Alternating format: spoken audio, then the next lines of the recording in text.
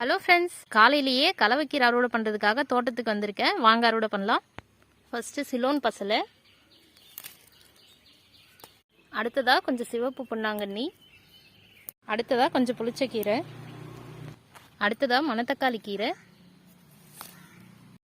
அடுத்ததாக கொஞ்சம் வேலைக்கீரை, அடுத்ததாக கொஞ்சம் பருப்பு கீரை, அடுத்ததாக கொஞ்சம் குப்பைக்கீரை, அடுத்ததா தரப்பசலைக்கீரை, அடுத்ததா கொஞ்சம் பச்சை தண்டு கீரை, அடுத்ததா கொஞ்சம் சிறுகீரை, அடுத்ததா கொஞ்சம் பொன்னாங்கண்ணி,